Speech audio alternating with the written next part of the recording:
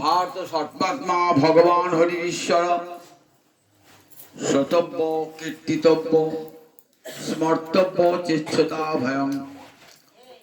হরিদ্বারে ব্রহ্মকুণ্ডের তীরে এসেছেন ব্যাসনন্দন সুখদেব, যিনি মায়ের পেটে ছিলেন 12টি বৎসর। পিতার কাছে ভাগবত অধ্যয়ন করে এসেছেন হরিদ্বারে ব্রহ্মকুণ্ডের তীরে। মহারাজ পরীক্ষিত অভিশপ্ত হয়েছেন। যখন আসছেন মহামণি সুখদেব, কেমন আসছেন? 16 বৎসরের বালক, 16 বৎসরের যুবক, অঙ্গে কোনো বসন নাই, মদমত্ত ব্যক্তির মতো একবার ডান দিকে একবার বাম দিকে হেলতে দুলতে আসছে। লোকে ভাবছে কি পাগল, উন্মত্ত, কৃষ্ণ প্রেমে মাতোয়ারা হৃদয়খানি, আজন্ম মায়ামুক্ত। আসছেন কোথায়? হরিদ্বারে ব্রহ্মকুণ্ডের তীরে। হাজার হাজার মুনি ঋষি যোগী ধ্যানী সন্ন্যাসী ব্রহ্মচারী জ্যোতি সেই হরিদ্বারের ব্রহ্মকুণ্ডের তট আলোকিত করে বসে আছে। সবাই জানছেন যে আজ হরিকথামৃত আমাদের জীবনকে ধন্য করবে। কত যোগী, কত ধ্যানী, কত জ্ঞানী তাদের আপন আপন সব সাধন ছেড়ে দিয়ে চলে এসছে। তপস্যা করেন, তপস্যা ফেলে দিয়ে চলে এলেন। জ্ঞানী যিনি জ্ঞান সাধন করছেন, জ্ঞান সাধন ছেড়ে দিয়ে চলে এলেন। যোগী যোগ সাধন ছেড়ে চলে এলেন। জানেন, আমাদের জ্ঞান যোগ তপস্যার দ্বারা হরিপাদ পদ্ম কোনোদিন লাভ হবে না। কিন্তু আজ আজন্ম মায়ামুক্ত সুখদেবের মুখে হরিকথামৃত শ্রবণ করে আমরা গোবিন্দ পাদ পদ্ম সেবা লাভ করতে পারব। তাই হরিদ্বারে ব্রহ্মকুণ্ডের তীরে আজ শত শত যোগী ধ্যানী সন্ন্যাসী জ্যোতি ব্রহ্মচারী সমবেত হয়েছে। গঙ্গার ঠিক ঠিক ঠিক। মহারাজ পরীক্ষিত অভিশপ্ত হয়েছেন। 7 দিনের মধ্যে তার মৃত্যু ঘটে যাবে তক্ষক দংশনে। এই 7 দিনে তাকে কৃষ্ণ পাদ পদ্ম পেতে হবে। তাই সকলে চরণে ধরছেন আর সকলের কাছে নিবেদন করছেন, বলুন কি করলে 7 দিনে কৃষ্ণ পাদ পদ্ম পাওয়া যায়? যোগী বলছেন যোগ সাধন করুন। বলেন যোগ সাধন করতে পারি, কিন্তু আমার বাঞ্ছা পূর্ণ হবে কি 7 দিনে কৃষ্ণ পাদ পদ্ম যোগ সাধন করে পাবো? বলেন না। জ্ঞানী বলছেন জ্ঞান সাধন করবো, বলে আমি জ্ঞান সাধন করতে রাজি আছি, কিন্তু জ্ঞান সাধন করে 7 দিনে কি হরিপাদ পদ্ম পাবো? তপস্যা বলছেন তপস্যা করুন। তপস্যা করলে কি 7 দিনে হরিপাদ পদ্ম পাওয়া যাবে? বলে না। তাহলে আমার তো জীবনে একমাত্র লক্ষ্য হরিপাদ পদ্ম প্রাপ্তি। আমার বংশের আমার যারা পূর্বপুরুষ তারা সকলেই গোবিন্দ চরণকে নৌকা করে সংসার সাগর পার হয়েছে। আমিও চাই আমার বংশের দেবতা, আমাদের কুলের পরম আদরের গোবিন্দের চরণ আমাকে পেতে হবে যে কোনো উপায়। আমার 7 দিন হাতে সময়। যোগী তপস্বী ধ্যানী এদের মধ্যে সব বিতর্ক সৃষ্টি হয়েছে। কেউ উত্তরটা দিতে পারছে না যে 7 দিনে কেমন করে কৃষ্ণ পাদ পদ্ম পাওয়া যায়। এমন সময় আসছেন আজন্ম মায়ামুক্ত ব্যাসনন্দন সুখদেব। অঙ্গ জ্যোতিতে চারিদিক আলোকিত করে ঠিক মনে হচ্ছে যেন আকাশ থেকে সূর্য নেমে আসছে। সব ঋষিগণ, সব যোগী ধ্যানীগণ উঠে দাঁড়িয়েছেন। মহারাজ পরীক্ষিত একটি উত্তম স্বর্ণ সিংহাসন পেতে গেছেন, যে সেই স্বর্ণ সিংহাসনে এসে বসবেন উপযুক্ত ব্যক্তি। কেউ সেই সিংহাসনটিতে বসেন নাই।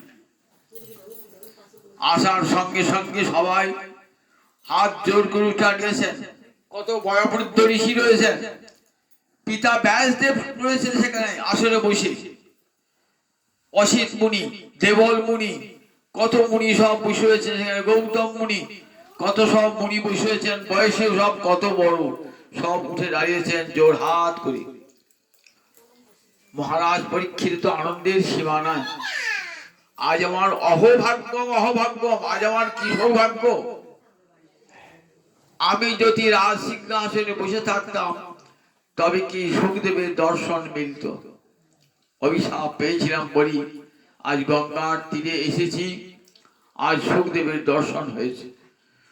নিজে কলসি করে জল এনে চরণ ধুয়ে দিলেন সুখদেবের, চরণ ধুয়ে কোথায় বসালেন, সেই স্বর্ণ সিংহাসনে বসালেন। বলে হে মুনিবর, আমি তো আসন্ন মৃত্যু, এখন আমার কর্তব্য কি? তখন সুখদেব তো মৌনী, আজ মৌনব্রত ভঙ্গ করেছেন। বলেন তস্মাৎ ভারত সর্বাত্মা ভগবান হরিশ্বর শ্রোতব্য কীর্তিতব্য স্মর্তব্য চেচ্ছতা ভয়। তস্মাৎ ভারত মানে তুমি কোন বংশের সন্তান? রাজর্ষি ভরতের বংশের সন্তান তুমি। উদ্দেশ্য যে দেখো তোমার বংশের পূর্বপুরুষ রাজর্ষি ভরত এত বড় রাজ ঐশ্বর্য পেয়েও, সমগ্র ভারতবর্ষের রাজা হয়েও মন ছিল কেমন কৃষ্ণানুরাগে ভরপুর। তিনি কিন্তু তোমার মতো অভিশাপ পান নাই, কৃষ্ণ অনুরাগে এক মুহূর্তে সংসার পরিত্যাগ করেছেন। সুদুস্তজ দার সুতান সুহৃদ্রাজ্যং হৃদিস্পৃশং জহ যুবৈব মরবৎ উত্তম শ্লোকল আলস। রাজর্ষি ভরত ঋষভদেবের পুত্র। রাজর্ষি ভরত, সেই রাজর্ষি ভরত যারা নবযজ্ঞের পূর্বেও যিনি রাজর্ষি ভরত, তিনি সুদুস্তজ দার সুতান, যে দার মানে পত্নী, সুত মানে পুত্র, যে পত্নী পুত্রকে ত্যাগ করা যায় না কখন? যুবৈব, যুবক অবস্থায় পত্নী পুত্রকে ত্যাগ করা যায় না। সুদুস্তজ, সুদুস্তজ নয়, সুদুস্তজ ত্যাগ করা দুঃসাধ্য, সেই পত্নী পুত্র ত্যাগ করলেন। সুদুস্তজ দার সুতান। আর কাকে ত্যাগ করলেন? সুহৃদ রাজ্য, সমস্ত বন্ধু বান্ধব আত্মীয় স্বজনকে ত্যাগ করলেন। সুহৃদ রাজ্য হৃদস্পৃশ, যাদের কথা হৃদয়ে স্পর্শ করে, হৃদয় স্পর্শ করে, যাদের সঙ্গে ভালোবাসা ছিন্ন করা যায় না, সেই পত্নী পুত্রের সঙ্গে সম্পর্ক ছিন্ন করি কোথায় চলে এলেন? গণ্ডকী নদীর তীরে পুলহ ঋষির আশ্রমে, সেখানে বসে হরি ভজন করছেন। বলছেন মহারাজ তুমি তো অভিশাপ পেয়েছ, কিন্তু তোমার পূর্বপুরুষ রাজর্ষি ভরত তিনি তো অভিশাপ প্রাপ্ত হন নাই, কৃষ্ণ ভালোবাসায় সংসার ত্যাগ করেছিলেন, আর তুমি সংসার ত্যাগ করেছ অভিশাপ প্রাপ্ত হয়ে। সমীর মুনির পুত্র সিংহী তোমাকে অভিশাপ দিয়েছেন। কি অভিশাপ দিয়েছেন? অদ্য প্রভৃতি সপ্তমে অহনি, আজ থেকে সপ্তম দিনে তোমাকে তক্ষক দংশন করবে, কারণ তুমি আমার পিতার মর্যাদা লঙ্ঘন করেছো। সিংহমণির পিতার নাম ছিল সমীর মুনি। সমীর মুনি একটি বৃক্ষতলে বসে কৃষ্ণ ধ্যানে মগ্ন হয়ে রয়েছে। মহারাজ পরীক্ষিত মৃগা করতে করতে বনে প্রবেশ করেছেন। খুব তৃষ্ণার্ত হয়েছে, আপনি জল চাইছেন। কাকে জল চাইবেন? মুনিকে কাছে বলছেন তৃষ্ণার্তায় মজ্জমে জলমে দেহি, আমি তৃষ্ণার্ত, আমাকে একটু জল দেন। মুনি তো ধ্যানে মগ্ন, রাজার কথা শুনতেই পান না। একবার দুবার তিনবার রাজার সঙ্গে সঙ্গে ক্রোধ হয়ে গেল। সঙ্গে সঙ্গে কি করলেন? একটা মরা সর্প পাশেই পড়েছিল, ধনুকের অগ্রভাগ দিয়ে সেই মৃত সর্পটিকে নিয়ে মুনির কণ্ঠে জড়িয়ে দিলেন। মুনি কিন্তু জানতেই পারলেন না, মুনি জানতেই পারলেন না। সংবাদটা চলে গেল কোথায়? শ্রমিক মুনির পুত্র সিঙ্গির কাছে। সিঙ্গি তখন 8 বছরের ছেলে একটা, সে খেলা করছিল আর 5টা ঋষি বালকের সঙ্গে। শুনলো আমার পিতাকে রাজা আমার পিতাকে অপমান করেছে, আমার পিতার গলায় একটা মৃত সর্প জড়িয়ে দিয়েছে। সঙ্গে সঙ্গে দেখো ঋষি বালক তো কত তেজ কেমন দেখো, সঙ্গে সঙ্গে পাশে একটা নদী ছিল, নদীটার নাম কৌশিকী নদী। সেই কৌশিকী নদীর জল হাতে নিয়েছেন, আচমন করবেন। আচমন করে বাঘ বজ্রং বিশ্বসাজ্য অভিশাপ দিলেন। বলেন বাক্য তো নয়, বাক্য বজ্র সম, বাঘ বজ্র। কি বললেন? অদ্য প্রভৃতি সপ্তমী অহনি দংশতি সহ কুলাঙ্গার। সেই কুলাঙ্গার রাজাকে আজ থেকে 7ম দিনে রাজাকে তক্ষক দংশন করবে। অভিশাপটা দিয়েই মাটিতে জলটা যাই ফেলেছেন না, সঙ্গে সঙ্গে ধরণী কেঁপে উঠেছে। কেন কেঁপে উঠলেন ধরণী? যে মহারাজ পরীক্ষিত, ধরণী পৃথিবী ভাবেন আমার তো অলঙ্কার মহারাজ পরীক্ষিত। যতদিন মহারাজ পরীক্ষিত আছেন পৃথিবীতে ততদিন কলি আসতে পারবে না। যতদিন মহারাজ পরীক্ষিত থাকবেন ততদিন ধর্ম সত্য ন্যায় সব থাকবে। যেদিন মহারাজ পরীক্ষিত চলে যাবেন পৃথিবী হতে, সেদিন থেকে কলির দাপট শুরু হবে। তখন অধর্ম অন্যায় অবিচার সারা পৃথিবীময় হবে। আমি তাদের ভার বইব কেমন করে?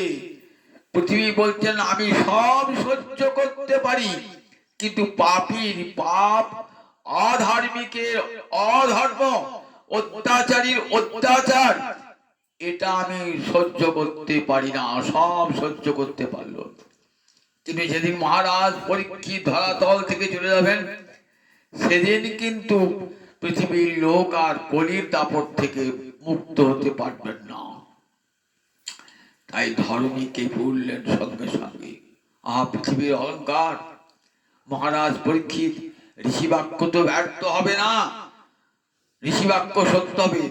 7 দিনের মধ্যেই মহারাজ পরীক্ষিতের মৃত্যু হয়ে যাবে। তাই ধর্মী টলমল টলমল করে উঠেছে।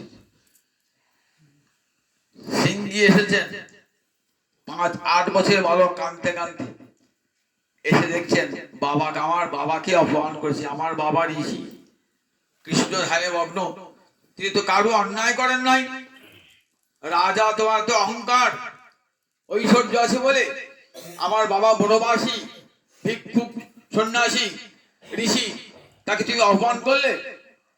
হাব হাব করে কাঁদছে। শ্রমিকের ধ্যানটা ভেঙে গেল, ছেলের কান্নায় ধ্যানটা ভেঙে গেল।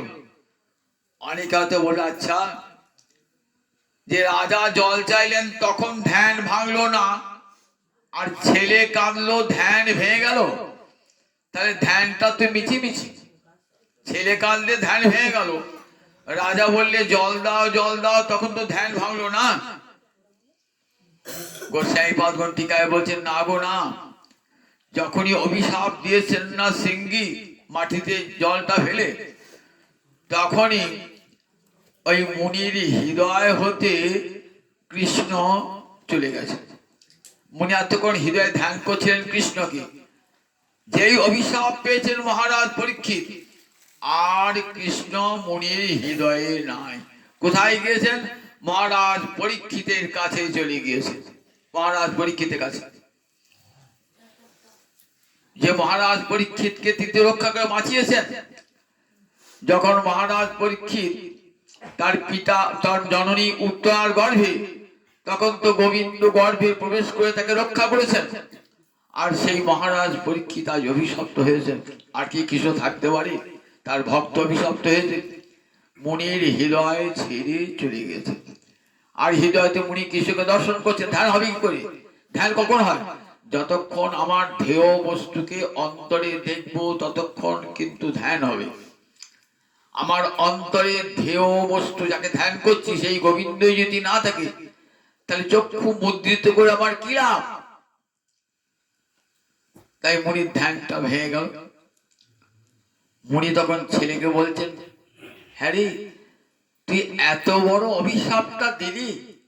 কাকে অভিশাপটা দিলি জানিস? মহারাজ পরীক্ষিত কে জানিস? পৃথিবীর অলঙ্কার। যতদিন মহারাজ পরীক্ষিত পৃথিবীতে থাকবে ততদিন থাকবে যাগ যজ্ঞ বেদ ধর্ম সব থাকবে। আর যেই মহারাজ পরীক্ষিত পৃথিবী হতে বিদায় নেবে সঙ্গে সঙ্গে কলির অত্যাচার শুরু হবে। আর যাগ যজ্ঞ ধর্ম ন্যায় নীতি কিছুই থাকবে না। আর জানিস মহারাজ পরীক্ষিত গোবিন্দের কত আদরের। তাই দেখ, অল্পিয়সী দ্রোহে উরুদম, একটা সামান্য লঘু পাপে তুই গুরুদণ্ড দিলি। যেমন পাপ তেমনি দণ্ড হওয়া উচিত। লঘু পাপে লঘু দণ্ড, কিন্তু লঘু পাপে তুই গুরুদণ্ড দিলি। তুই কি করলি রে? মুনিরও মনে খুব দুঃখ হয়েছে। মহারাজ ছেলে করে ফেলেছে, ছোট ছেলে জানে না, অজ্ঞান। কি করবেন? একটা চিঠি লিখে পাঠালেন, খবর দিয়ে পাঠালেন নিজের শিষ্যকে দিয়ে, যাও মহারাজ পরীক্ষিতকে খবর দাও না, মহারাজ পরীক্ষিত অভিশপ্ত হয়েছেন, 7 দিনের মধ্যে তার মৃত্যু ঘটবে। এদিকে মহারাজ পরীক্ষিত মুনির কণ্ঠে মৃত সর্প জড়িয়ে দিয়েছেন বলে খুব অনুতপ্ত। কোন ভালো লোক যদি কোনো কালে কোনো খারাপ কাজ করে ফেলায় কি হয় বলো দেখি? অনুশোচনা হয় যে আমার এটা করা উচিত হয় নাই, ক্রোধের বশে করে ফেললাম, এটা বোধ আমার ঠিক হয় না। যারা মহৎ ব্যক্তি হবে না তাদের কিন্তু এই অনুশোচনা অনুতাপ আসে। আর যারা মহৎ না তারা ঠিক করেছি, বেশ করেছি, খুব করেছি। আর যারা সাধু লোক হবে তারপর না, আমার করাটা ঠিক হয় নাই, একটা অন্যায় কাজ করলাম, আহা মুনিকণ্ঠে মৃত সর্প জড়িয়ে দিলাম। মহতের এর অভাবেই তারা হয়তো কখনো কখনো এমন কাজ করে ফেলেন, তার জন্য তারা অনুশোচনা ভোগ করেন, অনুতাপ। এই অনুতাপের ফলে কি হয় না, অপরাধ ক্ষয় হয়ে যায়। অনুতাপের ফলে আপনি একটা করে ফেললেন কোনো খারাপ কাজ, করে ফেলার পর অন্তর অনুতাপ ভোগ করলেন, বলছে অনুতাপ আপনার অপরাধটা ক্ষয় করে দেয়। সাধু ব্যক্তিদের স্বভাবই এই। তাই মহারাজ পরীক্ষিত যে সে লোক নয়, গোবিন্দ যাকে মায়ের পেটে ঢুকে বাঁচিয়েছিল, যখন অশ্বত্থামা ব্রহ্মাস্ত্র নিক্ষেপ করেছিল, তখন পাণ্ডবগণের শেষ বংশধর মহারাজ পরীক্ষিতকে পুড়িয়ে মারতে চেয়েছিল। স্বয়ং গোবিন্দ উত্তরার পেটে প্রবেশ করে সুদর্শন অস্ত্র দিয়ে সেই ব্রহ্মাস্ত্রকে নিবারিত করে মহারাজ পরীক্ষিতকে রক্ষা করেছিলেন। তাই মহারাজ পরীক্ষিত কৃষ্ণের বড় আদরের ধন। পাণ্ডব বংশই যে কৃষ্ণের বড় আদরে, ভক্তবাণী ভগবানের গোবিন্দের বড় আদরে। তাই ভাবছেন মহারাজ পরীক্ষিত যে আমার সব ধ্বংস হয়ে যাক, আমি এত বড় খারাপ কাজটা করলাম, ব্রহ্ম কোপান হলে আমার সব ধ্বংস হয়ে যাবার, রাজ্য ভস্মীভূত হয়ে যাবে, আমি চাই না। মনে মনেই ভাবছেন, ছি ছি ছি, একই কাজ করলাম। মুনিকণ্ঠে মৃত সর্প, সামান্য একটু তৃষ্ণার জলের জন্য মৃত সর্প জড়িয়ে দিয়ে এত বড় পাপ কাজটা করলাম। ধিক্কার দিচ্ছেন নিজেকে, বিষণ্ণ মনে বসে আছেন রাজসভায়। এমন সময়ে ওই ঋষির শিষ্যকে সংবাদ দিচ্ছেন, মহারাজ আপনি অভিশপ্ত হয়েছেন, আজ থেকে 7 দিনের মধ্যে আপনার মৃত্যু। বলি চলে গেলেন ওই ঋষির দূত। মহারাজ পরীক্ষিত বলছেন, এ তো আমার অভিশাপ নয়, এ আমার পরম আশীর্বাদ। এতদিন রাজ্য নিয়ে ভুলেছিলাম, রাজ ঐশ্বর্য নিয়ে ভুলেছিলাম, ভগবানকে ভুলে গেছিলাম। যে গোবিন্দ আমাকে রক্ষা করেছেন মায়ের পেটে, যে গোবিন্দ আমার বংশের ঠাকুর, পরম আদরের ঠাকুর, তার কথা একবারও চিন্তা করি নাই। ভালোই হয়েছে, এই অভিশাপটা পাওয়া আমার প্রয়োজন ছিল। দেখেছেন তো সাধু লোকের ভাবনা কেমন, যে গোবিন্দ আমাদের বংশের ঠাকুর, আমাদের বংশ পরম্পরায় সবাই গোবিন্দকে ভজনা করে গেছে, গোবিন্দ চরণ ভজনা করেছেন, আর আমি সেই বংশের সন্তান হয়ে এমন কুলাঙ্গার মুনিকে অপমান করলাম। আমাকে মায়ের পেটে রক্ষা করেছেন যিনি, আর সেই গোবিন্দকে, আর সেই মুনিকে, গোবিন্দ ভক্তকে আমি আমি আমি অপমান করেছি, অমর্যাদা করেছি। ভারী হয়েছে, এ অভিসম্পাদ নয়, এ আমার আশীর্বাদ। পুত্র জন্মেজয়কে বললেন, বাবা এই সংসারের ভার, এই রাজ্যের ভার তোমার উপর আমি অর্পণ করলাম। আমি আর রাজা হতে চাই না, আমি আর সিংহাসনে বসতে চাই না। আমি যে পাপ করেছি সেই পাপের জন্য দেখো আমি চলে যাচ্ছি ব্রহ্মকুণ্ডের তীরে, সেখানে চলে যাচ্ছি। সেখানে আমি যতক্ষণ পর্যন্ত গোবিন্দ, আমি জল তৃষ্ণার জল পর্যন্ত স্পর্শ করবো না যদি আমি গোবিন্দ চরণ না পাই। কোথায় কে বসলেন? হরিদ্বারে ব্রহ্মকুণ্ডের তীরে। মা গঙ্গাটিকে, মা তুমি তো হরিপাদ পদ্ম করুণা, গোবিন্দের করুণা জল হয়ে বইছ। মা গঙ্গাকে গোবিন্দের করুণায় জলধারা হয়ে নেমে এসেছে গোবিন্দের চরণ থেকে। তাই গোবিন্দের ওই গঙ্গাকে দেখলেই মনে পড়ে যায় গোবিন্দের চরণের কথা, মনে পড়ে যায়। হে গোবিন্দ, তোমার চরণের স্থান দিও প্রভু। আমি যখন সংসার আজ ঐশ্বর্য সব পরিত্যাগ করে এলাম, হে সুরধ্বনি তুমি গোবিন্দের করুণা বহন করে নিয়ে আসছো। কত পাপী তাপী তোমার তোমার জলের স্পর্শে সঙ্গে সঙ্গে পবিত্র হয়ে যায়, সব পাপ ধুয়ে মুছে যায়। তোমার জলের বাতাস পেলি, তোমার তীরে বাস করলি জীবের মুক্তি হয়ে যায়। আমি কত পাপ করেছি, আমি আর জল স্পর্শ করব না। এই বলে মহারাজ পরীক্ষিত কোথায় বসলেন? মহারাজ পরীক্ষিত বসলেন গঙ্গার তীরে। গঙ্গার তীরে বসেছেন, সকলকে বলছেন আমার 7 দিন পরমায়ু, এই 7 দিনে আমাকে কৃষ্ণ পাদ পদ্ম পেতে হবে। আপনারা সবাই কৃষ্ণ গুণ কীর্তন করুন। এমন সময় আসছেন সুখদেব, 16 বৎসরের যুবক সুখদেব, ব্যাসনন্দন সুখদেব, দেখতে একবারে কৃষ্ণের মতন, আজান উলম্বিত বাহু, টানা টানা চোখ, পদ্মের পাপড়ির মতো নয়ন, আজ আকর্ণ বিস্তৃত নয়ন, বিশাল বাহু, বিশাল বক্ষ, আসছেন কৃষ্ণ প্রেমে মাতোয়ারা হয়ে আসছেন, পাগলের মতো আসছেন, উন্মত্ত আসছেন, জঙ্গম ভাগবত, যেন জ্বলন্ত ভাগবত আসছেন। অঙ্গ জ্যোতিতে সব দিক আলোকিত হয়েছে। লোকে মনে করছে পাগল আসছে একটা, অঙ্গে কোনো বসন টসন নাই তো। সবাই কি করছে? ধুলো ছুটছে, ঠেলা মারছে, থুতু দিচ্ছে, কিন্তু ভূক্ষেপই নাই, দেহ স্মৃতিই নাই তো। মনটা তো কৃষ্ণ প্রেমে মগ্ন হয়ে রয়েছে। সব ঋষিরা উঠে দাঁড়িয়েছেন, স্বয়ং ব্যাসদেব, পিতা ব্যাসদেব তিনি উঠে দাঁড়িয়েছেন আজকে। সব কত বড় বড় ঋষি, ভগবান পরশুরাম যিনি রামচন্দ্রের সঙ্গে যুদ্ধ করতে গিয়েছিলেন, পরশুরাম যখন রামচন্দ্র বিয়ে করে আসছেন, সেই পরশুরাম তখন রয়েছেন, প্রকট রয়েছেন, তিনি উঠে দাঁড়িয়েছেন আজকে। রাজার তো খুব আনন্দ। আমি কি অভিশাপ বলবে? কত বড় আশীর্বাদ! আজ গোবিন্দ, আজ দেখো গোবিন্দের দূত সাক্ষাৎ আমার কাছে। চরণটা ধুয়ে নিয়ে কোথায় বসেছেন? সোনার সিংহাসনে বসিয়েছেন। বসে বলছেন, মুনিবর আমার এখন কর্তব্য কি? আমি তো আসন্ন মৃত্যু, আমার এখন কর্তব্য, আমার 7 দিন হাতে সময় আছে। কোন উপায় অবলম্বন করলে কৃষ্ণ পাদ পদ্ম প্রাপ্তি হবে আপনি কৃপা করে আমাকে বলুন। তস্মাৎ ভারত সর্বাত্মা ভগবান হরি ঈশ্বর শ্রোতব্য কীর্তিতব্য স্মর্তব্য চেচ্ছতা ভয়। সুখদেব কথা বলেন না, মৌনী, নীরব হয়ে থাকেন। আজ প্রথম হরিদ্বারে ব্রহ্মকুণ্ডের তীরে মুখ খুলবেন, খুলে বলছে, হে ভরত বংশীয় মহারাজ পরীক্ষিত, জানো পৃথিবীতে যারা সংসারী মানুষ, যারা গৃহাসক্ত মানুষ, নিজের স্ত্রী পুত্র নিয়ে যারা দিনরাত সময় কাটাচ্ছে, তাদের অনেক কিছু শুনবার আছে। দেশের কথা, রাজনীতির কথা, পরনিন্দা, পরচর্চা, অনেক কিছু। শ্রোতব্যাদিনী রাজেন্দ্র নীলাঙ্গ সন্তি সহস্র, অনেক কথা তাদের শোনবার আছে, তারা কান ফেলে দিয়ে পরে নিন্দা পরে চর্চা শুনছে, তারা হরি কথা শুনবে কেন? তারা পরে নিন্দা পড়ালে ওইটি তাদের ভালো লাগে। বলে পৃথিবীতে যারা গৃহাসক্ত জন নিজের স্ত্রী পুত্র নিয়ে থাকতেই ভালোবাসে, সংসারকে ভালোবাসে, তারা কি শুনবে? তাদের অনেক কিছু শুনবার আছে, একবার নিজের দিকে চেয়েও দেখে না। এই দুর্লভ মানব জন্মটা পেয়েছি, কদিনের জন্য ফুর্তি করব, কদিনের জন্য?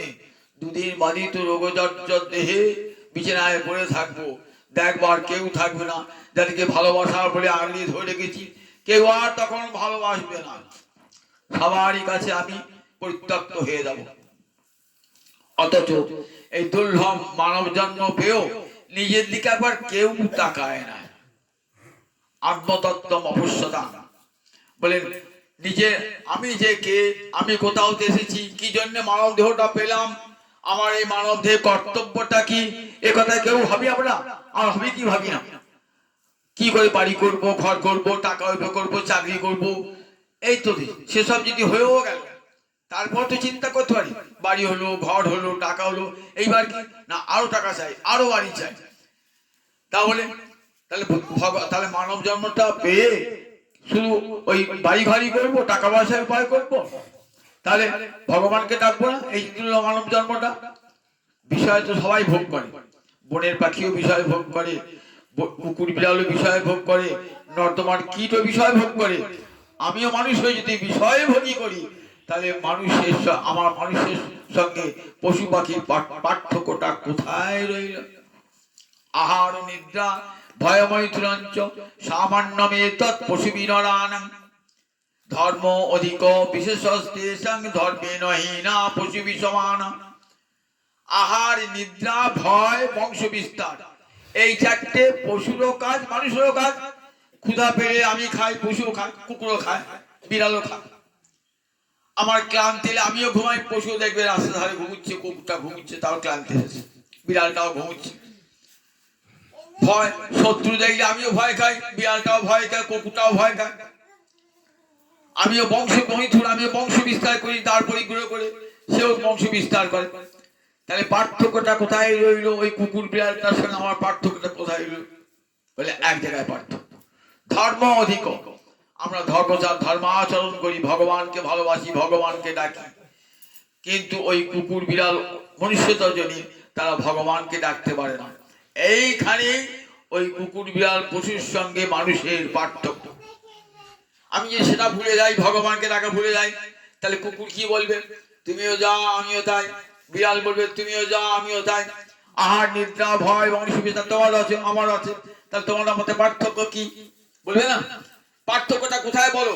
তুমি মানুষ বলছো, তুমি আমার থেকে বড় কিসে? আহার, নিদ্রা, ভয়, বংশ বিস্তার নিয়ে আমি মাথোয়ারা, তুমি আহার, নিদ্রা, ভয়, বংশ বিস্তার, তুমি আমার চেয়ে বুদ্ধিমান, তুমি বাড়ি ঘর করেছো, টাকা পয়সা বেশি রোজগার করো, আমি রাস্তায় থাকি, কি তোমার মধ্যে স্বভাব আমার, তাহলে তুমি আমার চেয়ে বড় কিছু, আমার চেয়ে বড় কিছু বলবে কি? আমি বলতে পারবো সগর্বে, আমি তোর চেয়ে বড়। দেখ, তোর চোখ আছে কিন্তু কৃষ্ণ দেখতে পাস না, তোর কান আছে কিন্তু হরিকথা শুনতে পারছি না, তোর জিহ্বা আছে কিন্তু কৃষ্ণ কোনো গান গাইতে পারছি না, আমি পারি। এইখানে আমার পার্থক্য, এইখানে কুকুর বিড়াল পশুর সঙ্গে আমার পার্থক্য। যদি না করি, শাস্ত্র বলেন ধর্মেণ হীনা পশু সমানা। তুমি ধর্মহীন হয়ে গেলে, গোবিন্দ ভজন যেদিন ছেড়ে দিলে, সেদিন তুমিও যা আর পশুও তাই, পশুও তাই। তাই তস্মাৎ ভারত সর্বাত্মা ভগবান ঈশ্বর হরি বলেন। তাই হে ভরতবংশ মহারাজ শোনো, এই প্রতিটি জীবই তোমার মতো আসন্ন মৃত্যু। আমরা সবাই মৃত্যুর দিকে এগিয়ে চলেছি, একটি একটি দিন এগিয়ে যাচ্ছে, আর আমরা একটা একটু এগিয়ে যাচ্ছি মৃত্যুর দিকে। আজ একটা দিন চলে গেল, তো আমার যে বাঁচার সময়টা একটা দিন ফুরিয়ে গেল, আবার কাল একটা দিন বাঁচার সময় ফুরিয়ে গেল। তাই সবাই তো আসন্ন মৃত্যু, সবাই আসন্ন মৃত্যু। যতই ভালো মন্দ খান, যতই ব্যায়াম করুন, যতই ভ্রমণ করুন, শরীরটা আমার আগে যাবেই যাবে, মৃত্যু করে আমাকে ধরে ভর্তি হবে। যতই সাজান কোজান দেহটাকে, যতদিন গোবিন্দ আছেন ততদিন দেহটার আদর। যে দেহ আপন জ্ঞানে যত্ন কর রাত্রি দিনে, বসন ভূষণ কত বেশ, পরমাত্মা ভগবান যবে হবে অন্তর্ধান, ভস্য কীটি কৃমি অবশেষ। যে দেহ আপন জ্ঞানে যত্ন করো রাত্রি দিনে, বসন ভূষণ কত বেশ, যে দেহটাকে নিজের জেনে কত সুন্দর সুন্দর কাপড় পরছি, কত সুন্দর সুন্দর অলঙ্কার পরছি, কত সাজাচ্ছি নিজেকে, কারণ সাজাচ্ছি গোবিন্দ আছেন বলি এই দেহটা আদর। পরমাত্মা ভগবান যবে হবেন অন্তর্ধান, যেদিন আমার দেহ থেকে গোবিন্দ বেরিয়ে যাবেন, সেদিন আমার কি অবস্থা? শ্মশানে গেলে দেহটা এক মুঠো ছাই, মাটিতে পুঁতে দিলে পোকামাকড় হয়ে যাবো দেহটা। তাই সেই দেহটাকে সাজাচ্ছি গোজাচ্ছি এত করে। বলে দেহটা কেন? মানব দেহটা কি জন্যে? মানব দেহটা গোবিন্দ সেবার জন্য। এমন সুন্দর যে মানব জন্ম পেয়েছি, সেই মনুষ্য আমি গোবিন্দ ভজলাম না। নর্ত ঠাকুর কাঁদছেন, মনুষ্য জন্ম পাইয়া রাধা কৃষ্ণ না ভজিয়া, জানিয়া শুনিয়া বিষ খাইনু, হরি হরি বিফলে জনম গোয়াইনু। মনুষ্য জনম পাইয়া রাধা কৃষ্ণ না ভজিয়া, জানিয়া শুনিয়া বিষ খাইনু। সংসার বিষানলে দিবানিশি হিয়া জলে, জুড়াইতে না কইনু উপায়। হরিনাম সংকীর্তন গোলকের প্রেম ধন, রতি না জন্মিল কেন তাই। এমন সুন্দর মানব জন্ম দিয়েছেন গোবিন্দ, গোবিন্দ কৃষ্ণ ভজন করবার জন্য তো। কিন্তু সেই গোবিন্দ দেওয়া, গোবিন্দের দেওয়া এমন উপহার মানব জন্ম পেয়েও তাকে কাজে লাগাতে পারলাম না। কি করলাম আমরা? সংসার বিষান হলে দিবানি শিখিয়া যায়, জানিয়া শুনিয়া বিষ খাইনু। বিষয় বিষ, তার নেশায় এমন মাতোয়ারা, জীবন বিষ ভিতরে ঢুকলে যেমন জ্বালা পোড়া হয়, ঠিক একদিকে সংসার বিষান হলে বিষ খেলে ভিতর জ্বলছে, আবার আগুন লাগলে পারে গা যেমন দেহটা যেমন পড়ে, তেমনি ভিতর বাহির পুড়ছে, ভিতর বাহির পুড়ছে। সংসার বিষান হলে দিবানি শিয়া জলে, জোড়া প্রাণ জোড়াবার উপায় নাই। কলির দেওয়া সংসার তো, এই সংসারে কোনো মানুষ সুখী হয় না। এই সংসারে কোনো না কোনো দিক থেকে দুঃখ এসে হাজির হবে। হয় শরীরের ব্যাধি, নয় প্রতিবেশীর অত্যাচার, নয় সংসারের স্ত্রী পুত্রের অত্যাচার, কোনো না কোনো ভাবেই দুঃখ পেতেই হবে এই সংসারে এসে। এই সংসারে কেউ সুখী হতে পারে? আপনি উনুনে, আপনি রান্নাঘরে থাকবেন আর আগুনের তাপ লাগবে না আপনার গায়ে? হয়? মায়ার সংসারে রয়েছি, শোক দুঃখ তাপ আমাদেরকে ভোগ করতেই হবে প্রতি মুহূর্তে। সেই শোক দুঃখ তাপ থেকে মুক্তি পাবার একমাত্র উপায় হলো গোবিন্দ চরণে শরণাগতি করা। এমন দুর্লভ মানব জন্ম পেয়েও ভগবানকে ভজলাম না, তাই জানিয়া শুনিয়া বিষ খাই। গোলকের প্রেম ধন হরিনাম সংকীর্তন, রতি না জন্মিল কেন তাই? সেই গৌর গোবিন্দ নামে রতি জন্মালো না, এমন দুর্লভ মানব জন্ম পেয়ে। সুখদেব আছে, মহারাজ আসন্ন মৃত্যু সবাই, এই মৃত্যুর হাত থেকে রক্ষার একটাই উপায়। কি কথা? না সতব্য বসে বসে অন্য কোনো কথা না শুনে গোবিন্দের কথা শ্রবণ করুন। পরনিন্দা পরচর্চা না শুনে গোবিন্দের কথা। কিভাবে গোবিন্দের কথা শুনলে পারে? শুনতে শুনতে শুনতে গোবিন্দ চরণে মূর্তি জন্মাবে। কৃষ্ণ কথার এত মহিমা না, কৃষ্ণের কথার এমনও মহিমা, চিত্ত তাতে মজে যাবে। হরি কথা, গৌর গোবিন্দ লীলা শুনিতে গলয়েছিলাম, তাহাতে না হইল মোর চিত। গৌর গোবিন্দ লীলা শুনিতে গলয়েছিলাম। গৌর গোবিন্দ লীলা শুনলে পাথর পর্যন্ত গলে যায়। আমার এই দেহ, আমার এই চিত্তটা তো পাষাণ হয়ে গেছে, তাতেও আমার চিত্ত গলছে না, পাহাড়ের পাথরের চেয়েও শক্ত হয়ে গেছে বিষয়ে চিন্তা করতে করতে। বললেন ছোটব্য, বসে বসে কান পেতে শোনো, শুনিলেই হয় বড় হিত। শুনতে শুনতে শুনতে কি হবে, আপনার ভিতরে যে সুপ্ত ভালোবাসা প্রীতি আছে না, সেটা জেগে উঠবে কোথায়, সেটা ধীরে ধীরে বৃদ্ধি প্রাপ্ত হয়ে গোবিন্দ চরণ প্রান্তে পৌঁছাবে। যে প্রীতিটা ছিল কোথায়, শুধুমাত্র নিজের সংসারে, নিজের স্ত্রীতে পুত্রেতে ছিল, অন্য কোথাও ছিল না।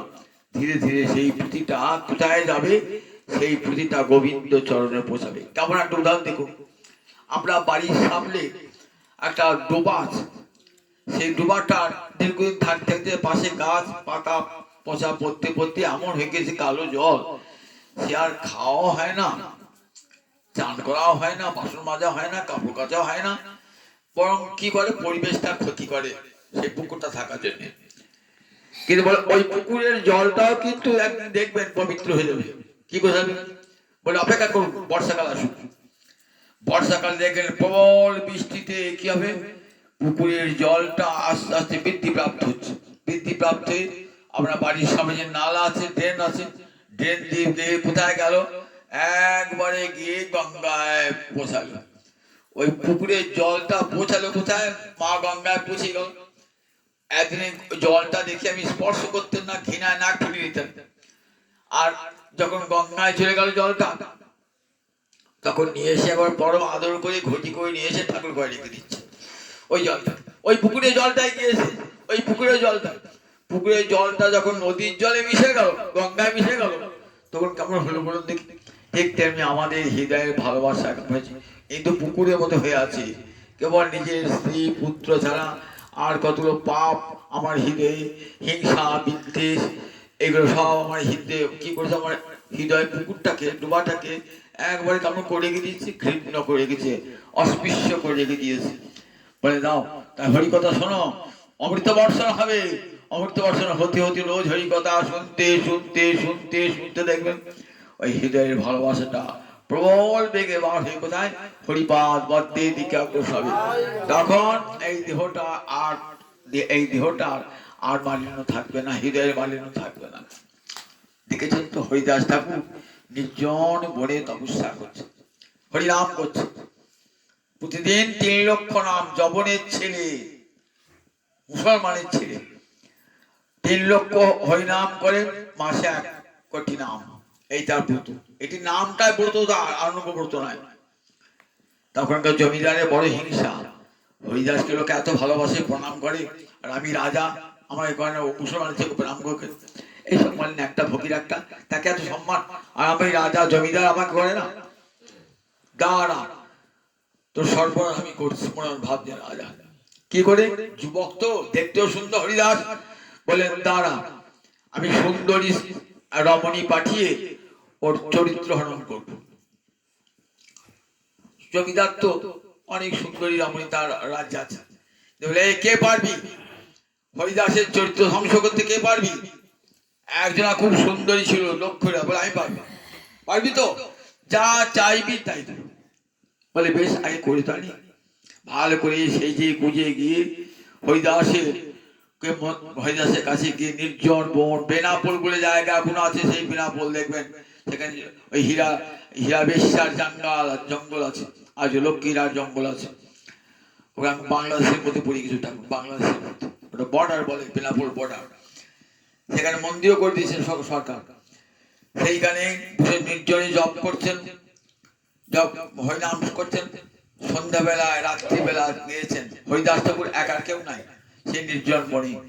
বলেন বাবা তোমাকে দেখে আমার মন মুগ্ধ হয়েছে, আমি তোমার সঙ্গ করতে চাই। বললেন বেশ, আমার একটা ব্রত আছে, তো ব্রতটা শেষ হলে আমি তোমার সঙ্গে মিলিত তোমার বাঞ্ছা পূর্ণ করবো। কি ব্রত? আমি প্রতিদিন 3 লক্ষ করে নাম করি, তো মাসে 1 কোটি নাম। হরে কৃষ্ণ কৃষ্ণ কৃষ্ণ হরে হরে, হরে রাম রাম রাম হরে হরে। 1 লক্ষ উচ্চৈস্বরে করে, 1 লক্ষ ঠন্ড নিয়ে করে, আর 1 লক্ষ মনে মনে করে। 3 রকম জপ, উচ্চৈস্বরে জপ, বাচিক জপ, ঠন নড়িয়ে জপটাকে বলে উপাংশু জপ, আর মনে মনে জপটাকে বলে মানুষ জপ। এই 3 লক্ষ নাম প্রতি করে। আমার নাম শেষ হবে, তারপর তোমাকে আমি সঙ্গ দান করবো। দুয়ারে বসে শুনছেন, নাম করছেন। নামে তো একটা প্রভাব আছে, হরিনামে একটা প্রভাব আছে। একটা দিন কেটে গেল, রামচন্দ্র খবর নিয়েছি কদ্দূর এগুলি রে। বলেন দাঁড়ান, আজ তো প্রথম দিন গেছি, আবার দ্বিতীয় দিন কে লক্ষ্মীরা দেখতে সুন্দরী, সুন্দর পোশাকে গিয়েছে, নৃত্য করছেন গিয়ে। দ্বিতীয় দিন আবার বললেন আজ তোমার বাচ্চা পূর্ণ করতে পারলাম না, নাম শেষ করতে পারি নাই, তো কাল হবে। আবার পরের দিন এসেছে, পরের দিনে সেই সন্ধ্যাবেলায় নাম আরম্ভ হয়েছে, নাম করিয়ে যাচ্ছে, নাম করিয়ে যাচ্ছে, নাম করেছেন। ভোরের দিকে পরিবর্তন হয়ে গেছে অনেকটাই। 2 দিন নাম শুনেছেন তো, লক্ষ্মীরার মন পরিবর্তন হয়েছে, একটু একটু করে পরিবর্তন হয়ে গেছে।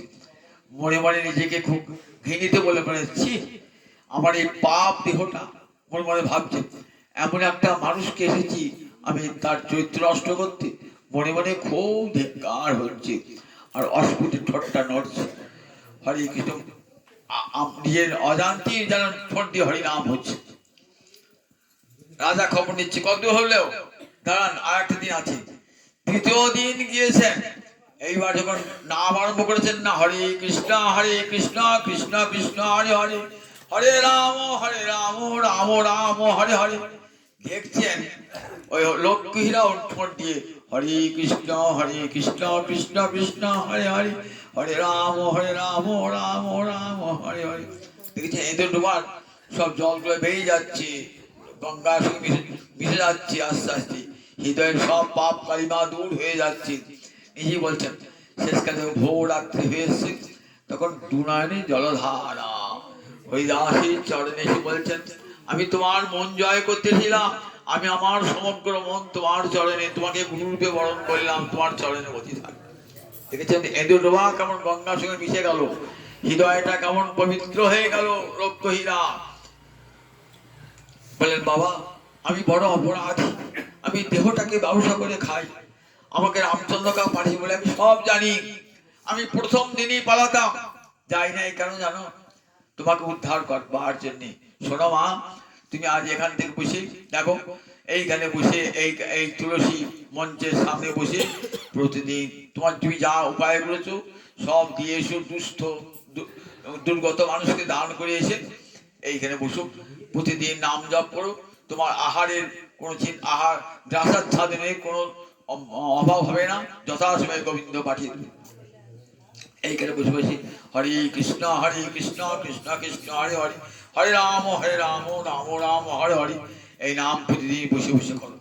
সেইখানে বসে বসে লক্ষ্মীরা দেখলেন রামচন্দ্র তার উদ্দেশ্য পূর্ণ হলো না, দেখলেন যাকে পাঠালেন সেও নাম নিয়ে বসে গেল সেই তুলসী মঞ্চের সামনে। আজ সেই তুলসী মঞ্চ আছে, সেখানে লক্ষ্মীরার মন্দিরও তৈরি হয়েছে, যে কেউ গেলে দেখতে পাবেন, বা যদি বাংলাদেশ কোনো যান দেখবেন সেখানে দেখতে পাবেন লক্ষ্মীরা। সেখানে বসে বসে লক্ষ্মীরা হরিনাম করেছে। হরিদাস ঠাকুর সেখান থেকে চলে এলেন। হরিদাস ঠাকুর এমনি করে দেখুন, ওই আমাদের হৃদয়ে যে নর্দমা রয়েছে না, নর্দমার জল, পচা জল, সেটাও যখন ওই হরিকথা শুনতে শুনতে শুনিলেই হয় বড় হিত। কবিরা বলছেন শ্রবণ মঙ্গলম, হরিকথা শ্রবণের এত মহামহিমা না, শুনলেই জীব আপন স্বরূপে প্রতিষ্ঠিত হয়ে যায়। আমি তো নিত্য কৃষ্ণের দাস, সেই কৃষ্ণ সেবা, কৃষ্ণের দাসত্ব ভুলে কার সংসারে কার দাসত্ব করছি? দাসত্ব করবার এসেছি গোবিন্দের, আমি তো নিত্য কৃষ্ণ দাস, তার সেবা ভুলে আছি। তাই শ্রোতব্য বলেন তার কথা বসে বসে কান পেতে শোনো, কীর্তিতব্য শুনে শুনে জমা করলে এবার খরচ করবে কেমন করে? জমা আগে জমা তো খরচ, ব্যাংকে টাকা থাকলে জমলে তবেই তো খরচ হবে। বলে হৃদয় ব্যাংকে জমা করো আগে, হরিকথা শুনতে শুনতে, তারপরে খরচ করো। তুমি নিজেই কীর্তন করো আর 5 জনকে শোনাও কীর্তন, এইবার খরচ হবে, কীর্তন করো। আর যখন দেখবে শোনা কেউ লোক না, মনে মনে স্মরণ করো স্বার্থব্য চেষ্টা অভয়ম। যদি মুক্তি পেতে যাও, যদি সংসার সাগর পার হতে চাও, তাহলে অভয় ইচ্ছা করো, তাহলে মনে মনে স্মরণ করো গোবিন্দে। বলেন গোবিন্দকে দাও, এই কানটি দাও গোবিন্দকে, আর কি দাও? বলেন দেখো জিহ্বাটি দাও গোবিন্দকে, আর মনটি দাও গোবিন্দকে। গীতার কথা ভগবানের মনমনা ভব মদ্ভক্ত মজ্জাজি মাং নমস্কুর, শেষ উপদেশ গীতায় ভগবানের। বর্ণনা, মনটা আমাকে দিয়ে দাও, সংসারে সব কর্ম করো কিন্তু মনটা আমাকে দাও। সংসারে কর্ম, তোমাকে বৈরাগী হইতে হবে না, সংসার ছেড়ে পালাতে হবে না। তোমার স্ত্রী পুত্র সংসারের প্রতি, সমাজের প্রতি, রাষ্ট্রের প্রতি, দেশের প্রতি, বাড়ির প্রতি, সকলের প্রতি কর্তব্য কর্ম করো, কিন্তু মনটা রেখে দিও গোবিন্দ চরণে। মনমনা ভব, আমার ভক্ত হও, বসে বসে আমার অবসর সময়ে আমার কথা শ্রবণ কীর্তন করো। আর বলে মজ্জাজি, আর বাড়িতে আমার বিগ্রহ রেখে দিয়ে, কিন্তু আমার ছবি রেখে দিয়ে প্রত্যহ একটি করে চরণে তুলসী পাতা দাও। আর বলো নো ব্রহ্মণ্য দেবায় গো ব্রাহ্মণ হিতায় জগদ্ধিতায় শ্রীকৃষ্ণায় গোবিন্দায় নমো নমঃ বলে একটি নমস্কার জানাও। এটা তো পারবে, এই নমস্কার জানাও, তাহলে কি হবে? তুমি আমার কাছেই চলে আসবে। সত্যং তে পুতি জানি, আমি তোমাকে সত্য করে বলছি, প্রতিজ্ঞা করে বলছি, তুমি আমার কাছেই চলে আসবে একটি বার যদি আমাকে নমস্কার জানাও। হে কৃষ্ণ করুণা সিন্ধু দীনবন্ধু জগৎপতি গোপেশ গোপিকা কান্ত রাধা কান্ত নমস্তুতে, এমনি করে জানাও, তাহলে আপনি আমার কাছে চলে আসবে। গোবিন্দ পাদ পদ্ম প্রাপ্তির সর্বোত্তম উপায় তার নাম সংকীর্তন। 9টি সাধনাঙ্গের মধ্যে সর্বশ্রেষ্ঠ নাম সংকীর্তন। যা হতে মিলে ভাই কৃষ্ণ প্রেম ধন, যতক্ষণ পর্যন্ত কৃষ্ণ প্রেম না লাভ হচ্ছে ততক্ষণ গোবিন্দ সেবা হয় না। বিনা প্রেম সে নাহি মিলে নন্দ লালা, মীরাবাইয়ের কথা। বিনা প্রেমে কখনো গোবিন্দ পাওয়া যায় না। দেখুন, গোবিন্দকে যুধিষ্ঠির দেখেছেন, দুর্যোধন দেখেছেন, দুজন দেখেছেন, কাছাকাছি গেছেন, কিন্তু দুর্যোধন কৃষ্ণ পেয়েছেন পার নাই, কারণ হৃদয়ে প্রেম ছিল না বলে। আর মহারাজ যুধিষ্ঠির গোবিন্দকে পেয়েছেন সব সময়, কি বনবাসে কি রাজা সব। যখন বনে গিয়েছেন তখনও গোবিন্দ গিয়েছেন কৃষ্ণের তার কাছে, সবসময় কৃষ্ণ পেয়েছে। তার প্রেম ছাড়া কৃষ্ণ সেবা হয়? বলে প্রেম মানে ভালোবাসা। কাকে ভালোবাসবে? জগতের সবচেয়ে তিনি শ্রেষ্ঠ, যে তাকে ভালোবাসো। সর্বাত্মা ইতি শ্রেষ্ঠত্বম, শ্রীধর স্বামী টিকায় বলছেন তাকে সর্বাত্মা বলেন কেন? তিনি সকলের প্রিয়, তিনি পুত্র হতে প্রিয়, তিনি বৃত্ত হতে প্রিয়, সকল বস্তু হতে প্রিয়। আমার ছেলে আমার কাছে প্রিয় কেন? গোবিন্দ আছেন বলে। আমার স্ত্রী আমার কাছে প্রিয় কেন? তার মধ্যে গোবিন্দ আছে বলে। আমার স্বামী আমার প্রিয় কেন? গোবিন্দ আছেন বলে। একথা বেদ মাথা বলেছেন, যতক্ষণ গোবিন্দ আছেন ততক্ষণ প্রিয়। তাই এই প্রিয়ত্বের বোধ এনে দেন শ্রীমদ ভাগবত। হরিকথা শুনলেই ভগবানকে পৃষ্ঠ রূপে, পরম প্রিয়তম রূপে বরণ করতে হয়। তাই আমার মহাপ্রভু করুণার ঠাকুর সেই কৃষ্ণচন্দ্রী আবার এলেন নবদ্বীপে গৌর হয়ে, সচিবর্গ সিন্ধু মাঝি বলেন ওহে কলির জীব, দেখো তোমরা তো কিছুই করতে পারবে না, ধর্মের পথে তোমরা চলতে পারবে না, তোমরা পঙ্গু অলস, তোমাদের আহার শুদ্ধি নাই, তোমাদের কিছুই নাই, শাস্ত্র জ্ঞান নাই, সাধন ভজন নাই, তোমরা কি করবে? তোমাদের কিছুই করতে হবে না। ভক্ত সঙ্গে বসে বসে ভাগবতের সভায় যাও আর হরি কথা শোনো। আর হরে কৃষ্ণ কৃষ্ণ কৃষ্ণ হরে হরে, হরে রাম রাম রাম হরে হরে, এই মহানাম কীর্তন করো। বাড়িতে খঞ্জনি বাজিয়ে লোক না থাকে একাই বসে বসে করো। আর যদি খঞ্জনিও না থাকে হাতে দাঁড়িয়ে দিয়ে করো হরে কৃষ্ণ কৃষ্ণ কৃষ্ণ হরে হরে, হরে রাম রাম রাম হরে হরে। ঠাকুর রামকৃষ্ণ বলছেন দেখো সন্ধ্যাবেলায় গাছতলায় বসেছো তো, হাতে তালি দিচ্ছ, কি হবে? গাছের পাখিগুলো সব ঘুরে পালিয়ে গেল। দেহ বৃক্ষে কত পাখি পাপ পাখি বসে আছে, যে হাতে তালি হরিনাম করলেন না, সব পাপ পাখি উড়ে চলে যায়। হরিনামের এত মহা মহিমা। তাই বসে বসে প্রতি সংসারে সব কর্তব্য সমাপন করে সন্ধ্যাকালে যেটুকু অবসর সময় পেলেন, বসে বসে একটু গীতা পড়ুন, একটু ভাগবত পড়ুন, নয় শুনুন, আর খঞ্জনি বাজিয়ে হরে কৃষ্ণ নাম করে আমার মহাপ্রভু জগৎ জীবকে দান করে গেলেন। চণ্ডাল পতিত জীবের ঘরে ঘরে গিয়া হরিনাম মহামন্ত্র দিচ্ছেন বিলাইয়া। নিতাই চাঁদ করুণার ঠাকুর বলে দেখো কৃষ্ণ ভজনে সবার অধিকার, কোনো জাতি বিচার নাই, এখানে কুলিল অকুলিন নাই। বলেন দেখো ব্রাহ্মণ ক্ষত্রিয় বৈশ্য শূদ্র নাই, কৃষ্ণ ভজনে সবার সমান অধিকার। সবাই কৃষ্ণ ভজন করো, ঘরে ঘরে হরিনাম সংকীর্তন দিলে আমার নিতাই চা। চণ্ডাল পতিত যারা চণ্ডাল, যারা পতি সমাজ থেকে, তাদের ঘরে ঘরে গিয়ে বললেন, তোদের হাতে ধরি পায়ে পড়ি একবার কৃষ্ণ বলে রে, তোদের হাতে ধরি পায়ে পড়ি একবার হরি বলে রে। এমনি করে জগৎ জীবের দ্বারে দ্বারে কৃষ্ণ নাম দিয়েছেন গৌর হরি নিতাই চাঁদ। সেই কলিযুগের ঠাকুর আমার গৌর হরি নিতাই চাঁদ। হেন অবতারে যার রতি না জন্মিল, লোচন ফলে সেই পাপি এলো আর গেল। তাই গৌর হরি নিতাই চাঁদকে প্রাণ ভরে ভালোবাসুন। যে জীবের কণ্ঠ ধরে হরি নাম দিয়েছেন, পতিত পামর কিছু বাঁচেন নাই, সকলকে চণ্ডাল পাপিষ্ট সকলকে কোলে ধরে হরিনাম দিয়েছে। দেখো হরিনাম করো, এমন সুন্দর মানব জন্ম পেয়েছো, এমন মানব জন্ম পেয়েছো, হরিনাম না করি তার আসা যাওয়া সারে হলো রে। এমন সাধের মানব জনামে পেয়ে ওই আসা যাওয়া সারে হলো রে। একবার হরি বলল না রে, তার আসা যাওয়া সার হলো রে। এমন দুর্লভ মানব জন্ম পেয়েছেন। আর পাবেন কে জানি না, আমিও পাবো কে জানি না। এই যেমন সুযোগ ভগবান একবারই দিয়েছেন, কৃষ্ণ নাম করলে আবার পাবো, কৃষ্ণ নাম করলে আবার এমন ঘরে জন্মাবো। গীতায় বলেছেন ভগবানের প্রতিজ্ঞা, আবার সুচিনাং শ্রীমতাং দেহে, আবার সূচি পরম সূচি যুক্ত বাড়িতে ধনবান গৃহে গৃহে যেখানে কৃষ্ণ ভজনের সুযোগ মিলবে, এমন গৃহে আবার জন্ম হবে। আবার সেখান থেকে ভজন করতে করতে একদিন ভজন সিদ্ধ হবে, গোবিন্দ চরণে গিয়ে পৌঁছাবো। মানব জীবন জয় দায় জয় দায় জয় জয় জয় রাধে কৃষ্ণ গোবিন্দ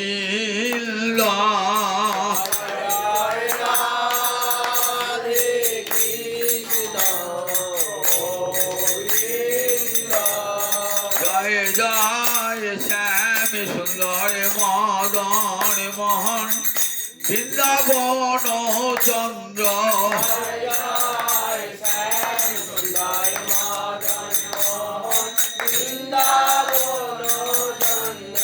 জয় জয় রাধা রমণে রাশি বিহারী শ্রী গোকুলানন্দ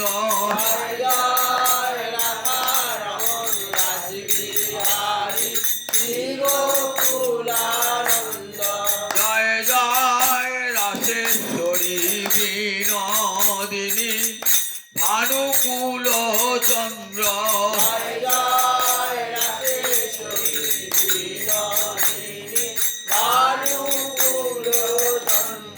জয় জয় ললিতা বিশাখায়াদি যত সখী বৃন্দ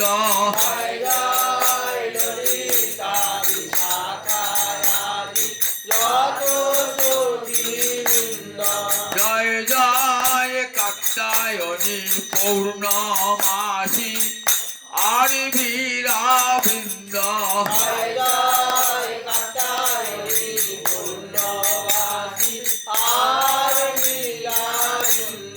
জয় জয় শ্রীরূপমঞ্জরী রতি মঞ্জরী অনঙ্গ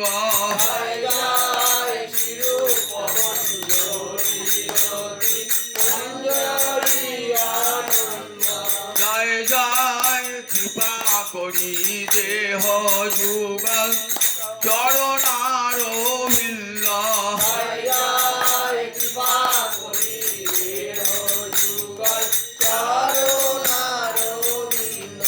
যেন একুল প্রাণে গাইতে পারি জয় রাধা গোবিন্দ